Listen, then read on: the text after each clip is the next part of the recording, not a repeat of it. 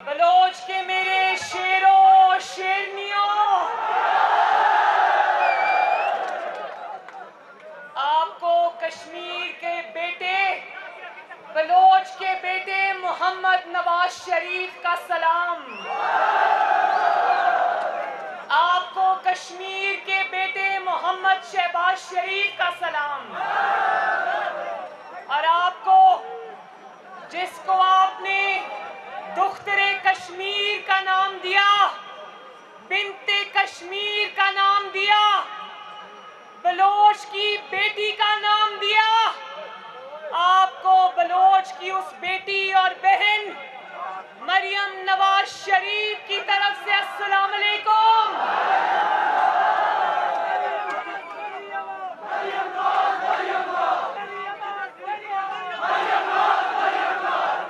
बहुत मेहरबानी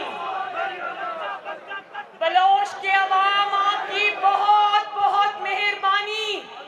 जिस मोहब्बत और शफकत से आपने अपनी बेटी और बहन का इस्तकबाल किया है, मैं तहे दिल से आप सबकी शुक्रगुजार हूँ। और बलोच वालों, मैं कहां कहां देखकर खिताब करूं?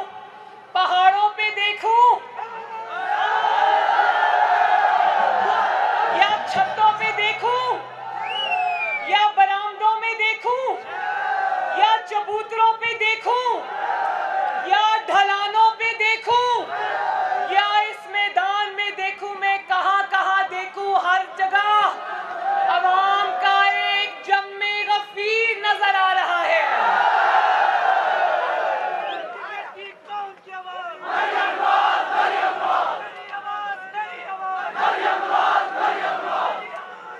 जिंदाबाद बलोच वालों, जिंदाबाद। सबसे पहले मेरे साथ एक नारा लगा दो, फिर तकरीर शुरू करते हैं। नाराए कश्मीर। जब मैं ये नारा लगाती हूँ ना, नाराए कश्मीर, जिए कश्मीर, तो मेरे रोंगटे खड़े हो जाते हैं, क्योंकि मेरी रगों में खालिस कश्मीरी खून है। मेरे साथ सरदार फारूक अहमद ताहिर साहब, जो बलोच के यहाँ से मुस्लिम लीग नून के शेर के उम्मीदवार हैं, नवाज शरीफ साहब के सच्चे और पक्के सिपाही हैं। फारूक साहब, मैं अल्लाह ताला के फजलो करम से बलोच के अवाम का ये जोशो खरोश देखकर मैं आपको मुबारक देती हूँ कि आप अपनी सीट अल्हम्दुलिल्लाह जीत चुके हैं।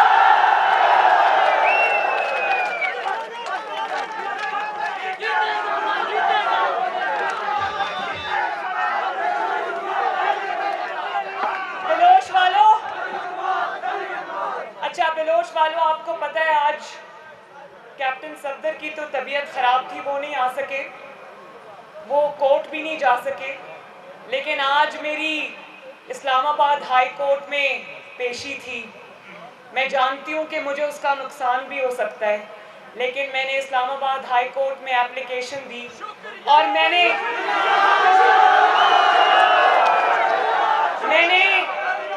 ये सोचा, भले ही अदालत मुझसे नाराज हो जाए, लेकिन मैं बलोच वालों से मिले बगैर पाकिस्तान वापस नहीं जाऊंगी।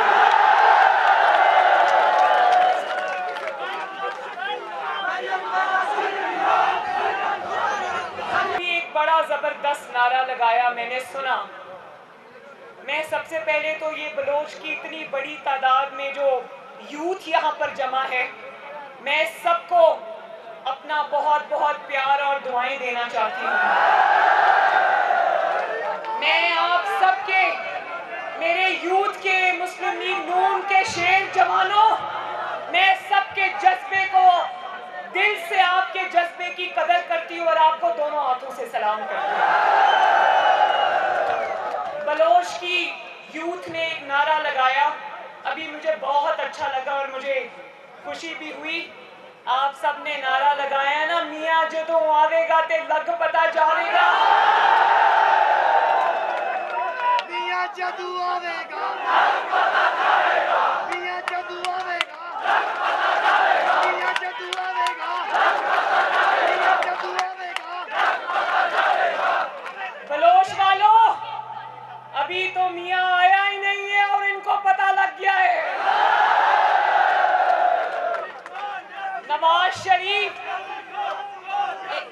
नवाज शरीफ से जान निकलती है इनकी।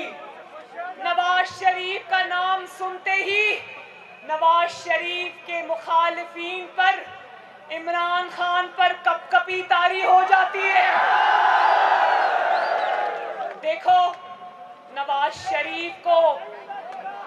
शरीफ को इकामे पर बाहर भी निकाल दिया, बेटे से तनख्वाह ना लेने के मुज़हिका के इस जुर्म पर बाहर भी निकाल दिया, वज़ारत उज़्मा भी छीन ली, मुस्लिम लीग नून की सदारत भी छीन ली, जेलों में डाल दिया, झूठे मुकदमे बना दिए, जेल में कत्ल करने की साजिश भी की।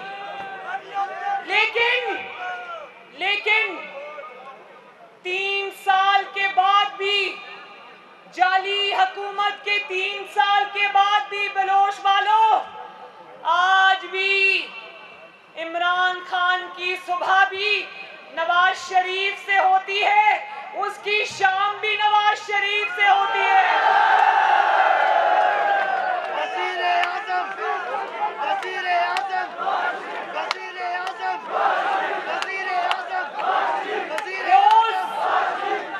रोज बजाय इसके कि काबीना के इजलासों में या अपनी मीटिंग्स में वो ये तय करें कि आज अवाम की भलाई की तरफ किस चीज पर, किस इशू पर तवज्जो देनी है, सुबह से शाम और शाम से रात सिर्फ यही प्लानिंग होती है कि नवाज शरीफ को किस तरह रोकना है। ओ अकल के अंधो, अगर इंसानी प्लानिंग से नवाज शरीफ को रोका जा सकता तो आज नवाज शरीफ का कोई नाम लेवा भी ना होता। लेकिन आज 3 साल हो गए, 3 साल हो गए। आज पाकिस्तान और कश्मीर के तूलो अर्ज पर जहां जहां मैं गई, जहां जहां इलेक्शन हुआ, लोगों ने नवाज शरीफ की आवाज पे लब्बैक कहा। और नवाज शरीफ साहब, आप देख लें कि बलोच इलाके के जो अवाम हैं, आप यहां पर मौजूद नहीं, लेकिन तूलो अर्ज पर आज नवाज शरीफ मौजूद है। कश्मीर के चप्पे चप्पे पर नवाज शरीफ के नाम लेवा मौजूद है। और नवाज शरीफ लंदन में बैठा है, ये यहाँ एक पेज पर बैठे हैं, लेकिन उसके बावजूद नवाज शरीफ हर इलेक्शन में, इलेक्शन चोरी के बावजूद नवाज शरीफ लंदन से बैठ के अल्लाह ताला के फजलो करम से हर इलेक्शन में इनके घर में घुस के इनको मारता है। और आज मैं जब सुबह उठी तो मैंने ये खबर पढ़ी कि ईद से पहले अवाम पर पेट्रोल बम गिराने की साजिश हो रही है। मैंने अभी ये पढ़ा कि 1 लीटर पेट्रोल जो है उसको 11 रुपए का इजाफा करने की सिफारिश की गई है। आप लोग जानते हो ना कि जब तेल की कीमत बढ़ती है तो आटे की कीमत बढ़ती है, बिजली की कीमत बढ़ती है, गैस की कीमत बढ़ती है, सब्जी की कीमत बढ़ती है, चीनी की कीमत बढ़ती है, अद्वियात की कीमत बढ़ती है, हर चीज की कीमत बढ़ती है। और जो कुछ आप लोग अपने घरों में इस्तेमाल करते हो, जो भी खाते हो पीते हो, अपने बच्चों को खिलाते हो, उन सब चीजों की कीमतें तेल की कीमत के साथ बढ़ती हैं। और आप सबको फर्क पड़ता है, हमें फर्क पड़ता है, क्योंकि आप सब लोग मेहनत की रोजी रोटी कमाने के आदी हो, अपने बच्चों को मेहनत की रोजी रोटी खिलाते हो। इससे हम सबको तो फर्क पड़ता है, पाकिस्तान के अवाम को तो फर्क पड़ता है, लेकिन इमरान खान को फर्क तेल की कीमत बढ़ने से इसलिए नहीं पड़ता कि इमरान खान तो साइकिल पे ऑफिस जाता है। साइकिल में पेट्रोल तो नहीं डलता ना। कि जिस तरह इसने अवाम को कहा था कि सुकून सिर्फ कब्र में है, अब उसको ये कह देना चाहिए कि जिनके पास गाड़ी है वो भी साइकिल खरीद लें, जिनके पास मोटरसाइकिल है वो भी साइकिल खरीद लें, इसलिए कि उनको फिर तेल की कीमतें बढ़ने से फर्क नहीं पड़ेगा। तो इमरान खान तो साइकिल पे वजीर आज़म ऑफिस जाता है, वो वाला वजीर आज़म ऑफिस जो उसने एक यूनिवर्सिटी में खोल रखा है। याद है ना, कहता था वजीर आज़म ऑफिस को आवाम के लिए यूनिवर्सिटी बना दूंगा। तो वो यूनिवर्सिटी जिसमें उसने वाइस चांसलर से एक कमरा किराए पे लिया हुआ है, साइकिल पे बैठ के आएगा, उस किराए के कमरे में चला जाएगा, उसको तो कोई फर्क नहीं पड़ता। पड़ता है फर्क? फर्क तो उसको पड़ता है ना जिसकी रोज की जो आमदनी है उसमें उसको अपने बच्चों को रोटी भी खिलानी है, उसने अपने बच्चों की स्कूल की फीसें भी देनी है, उसने अपनी मोटरसाइकिल या गाड़ी या रिक्शा या जो भी है उसमें उसने पेट्रोल भी डलवाना है, उसने गैस के लिए सिलेंडर्स भी खरीदने हैं, उसने बिजली तो आती नहीं, इमरान खान के दौर में इतने लंबे लंबे बिल आते हैं, वो बिल भी उसने देने हैं। और फिर उसके घर में मरीज भी हैं, हो सकता है किसी के माँ बाप शुगर के मरीज हों, ब्लड प्रेशर के मरीज हों। जानते हो इंसुलिन की, जो शुगर के मरीज इंसुलिन लगाते हैं, घर घर में शुगर का मरीज है, शुगर के मरीजों के लिए इंसुलिन और एंटीबायोटिक्स और इस तरह की वो दवाइयाँ जो इंसानों की जिंदगियां बचाने के काम आती हैं, अभी कल परसों 10वीं बार उनकी कीमतों में इजाफा हुआ है।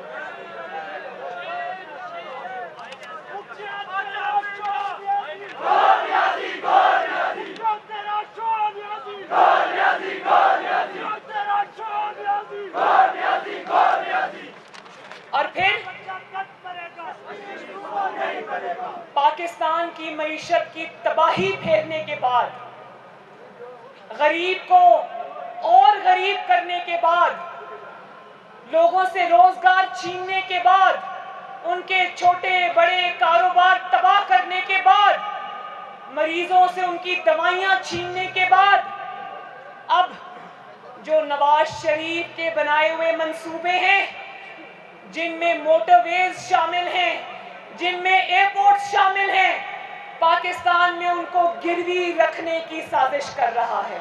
कभी सुना मेरे भाइयों, नवाज शरीफ ने अवाम के लिए जो इतने बड़े बड़े मंसूबे बनाए, जिन पर ये दिन रात तनकीद करता था कि सड़कें बनाने से कौमें नहीं बनती, आज उसी नवाज शरीफ के बनाए हुए सड़कों को ये गिरवी रख रहा है, उन्हीं मोटरवेज को ये गिरवी रख रहा है।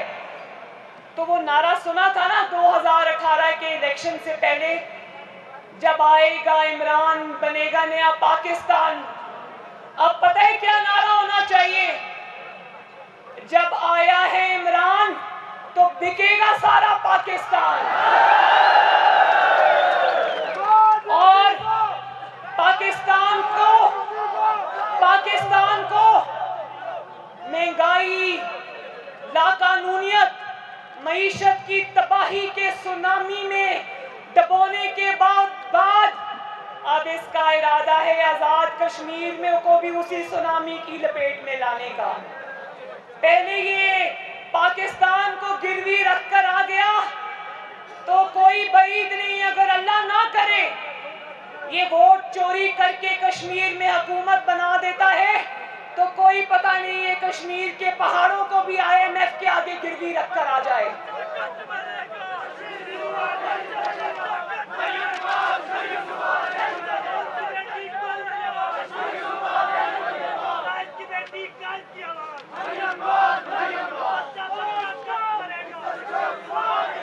तो बलोच वालों, नवाज शरीफ साहब को मैं आप सबके सामने ये मुबारक देती हूँ कि आपका वोट को इज्जत दो का जो बयानिया है, वोट को इज्जत दो का जो नारा है, वो कश्मीर न सिर्फ पाकिस्तान के तूलो अर्ज में बल्कि कश्मीर में बलोच जैसे इलाके में भी पहुंच गया है। आजाद कश्मीर की वादियों में भी आज वोट को इज्जत दो का नारा गूंज रहा है।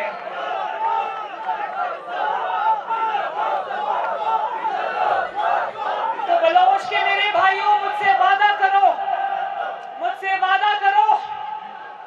कि जिस तरह आपने नवाज शरीफ का साथ दिया, जिस तरह आपने वोट को इज्जत दो का नारा लगाया, इसी तरह 25 जुलाई को आप न सिर्फ शेर पर मोहर लगाओगे, अपने कैंडिडेट जो मेरे साथ खड़े फारूक साहब, इनको कामयाब कराओगे,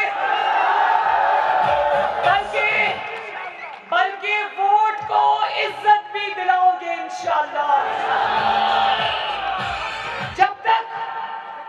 जब तक पोलिंग स्टेशंस का रिजल्ट, साइंड रिजल्ट आपके हाथ में नहीं आ जाता, पोलिंग स्टेशंस को नहीं छोड़ोगे। किसी को अपना वोट चोरी करने की इजाजत नहीं दोगे। तब तक पोलिंग स्टेशंस के बाहर और अंदर मौजूद रहोगे जब तक आपको रिजल्ट ना मिल जाए। क्योंकि वोट चोर आदि वोट चोर है।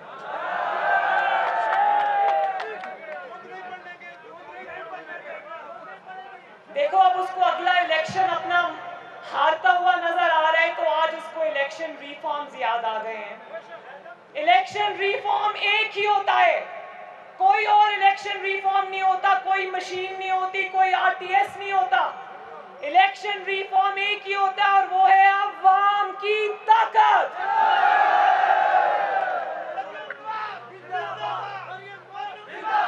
नवाज शरीफ जो सुन रहा है, चाहे वो सिलेक्टर्स में से हो या पिटा हुआ सिलेक्टेड हो, सुन लो कि नवाज शरीफ और अवाम के दरमियान से हट जाओ। अगर तुमने इलेक्शन चोरी करने की कोशिश की तो तुम नवाज शरीफ की ये ताकत तो काम नहीं कर सकते, तुम उल्टा अपना ऐसा नुकसान कर लोगे कि तुम्हें इस धरती पे तो क्या जमीन के नीचे भी मुंह छुपाने की जगह नहीं मिलेगी। तुम्हारा यौमे हिसाब करीब है और अल्लाह ताला के बाद पाकिस्तान की और आजाद कश्मीर की आवाम तुमसे हिसाब लेगी